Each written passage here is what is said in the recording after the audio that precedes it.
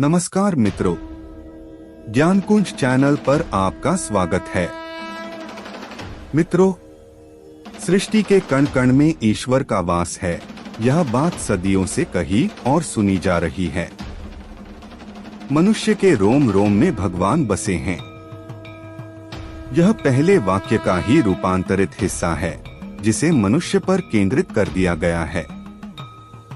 मित्रों, सवाल यह है कि जब रोम रोम में भगवान बसे हैं, सृष्टि के कण कण में ईश्वर विद्यमान है, तो हमें दिखाई क्यों नहीं देता? और उससे भी बड़ी बात यह है कि जब हम भगवान की पूजा के लिए उनकी तस्वीर या मूर्ति के सामने जाते हैं, तो अपनी आंखें बंद करके ही उनका ध्यान क्यों करते हैं? सवाल यह है कि अपनी आंखें खोलकर हम ईश्वर में ध्यान क्यों नहीं लगाते? कई दिनों से यह सवाल चुभ रहा था, इसलिए इसका उत्तर खोजने की जिज्ञासा बढ़ती जा रही थी। ये दोनों सवालों का जवाब ढूंढते ढूंढते एक कहानी पढ़ने को मिली। इस कहानी ने बहुत कुछ साफ कर दिया। आइए सुनते हैं वह कहानी। अपने काम में माहिर एक हार्ट सर्जन न जाने कितने मरीजों को नया जीवन दे चुके थे। दूर दूर तक उनकी ख्याति फैली थी। जिस शहर में वे रहते थे, उसी के बाहर एक नदी थी, जिसके किनारे एक संत का आश्रम था। हर दिन सैकड़ों लोग उनसे मिलने आते और अपनी समस्या का समाधान पाकर खुशी खुशी लौट जाते। एक दिन डॉक्टर के मन में एक संत से मिलने का विचार आया और बिना देर किए वे संत से मिलने जा पहुँचे। पेड़ के नीचे बैठे संत बेहद शांत भाव से लोगों के सवालों और जिज्ञासाओं के जवाब दे रहे थे। ऐसा करते करते डॉक्टर का भी नंबर आ गया। डॉक्टर ने संत से पूछा, महाराज, क्या यह सच है कि ईश्वर मनुष्य के हृदय में रहता है? मैं तो हार्ट सर्जन हूँ, कितने ही दिलों को मैंने खोलकर देखा है, उसके एक एक अंग से परिचित हूँ, लेकिन मुझे कभी उसमें ईश्वर के दर्शन नहीं हुए।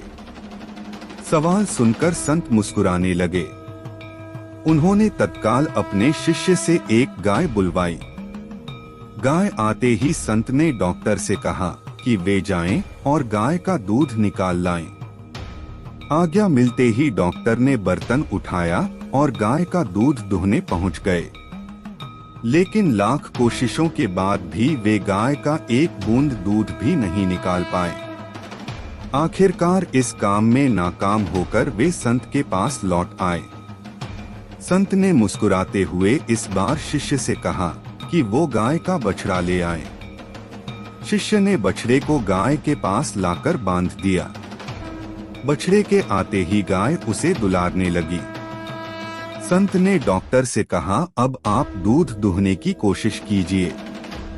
डॉक्टर ने फिर से वही प्रक्रिया दोहराई, लेकिन इस बार उन्हें नाकामी नहीं बल्कि कामयाबी मिली और गाय ने इतना दूध दिया कि देखते ही देखते बर्तन लबालब हो गया। डॉक्टर हैरानी के साथ संत के पास लौट आए। संत डॉक्टर की हैरानी को समझकर बोले, जैसे गाय के दुधारू होते हुए भी पहले आप उससे दूध नहीं पा सके, वैसे ही जब तक आपके भीतर सच्चे ध्यान और बाहर सच्चे प्रेम की लौ प्रज्वलित नहीं होगी, तब तक आप ईश्वर को नहीं पा सकेंगे।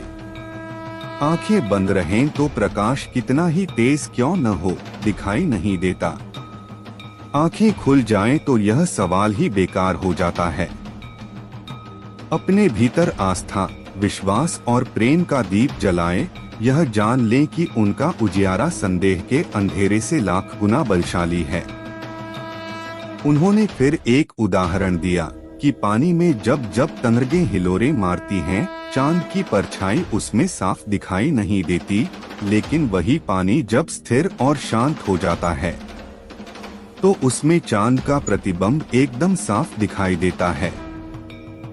संत ने कहा कि दिल में यदि यही शांति और निर्मलता हो तो ईश्वर के दर्शन के लिए दूर नहीं जाना होगा।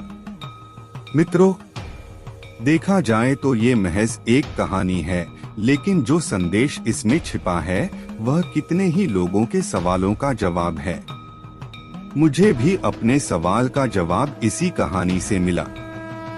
हालांकि दौड़ भाग और आपाधापी के बीच मन को शांत रखना एक बड़ी चुनौती है, लेकिन एक सवाल का जवाब भी दिल को बहुत सुकून देता है।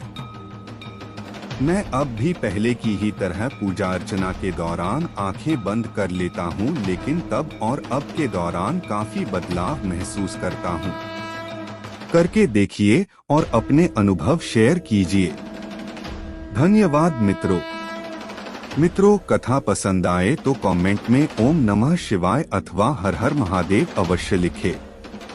साथ ही चैनल पर नए हैं तो चैनल लाइक, शेयर एवं सब्सक्राइब अवश्य करें।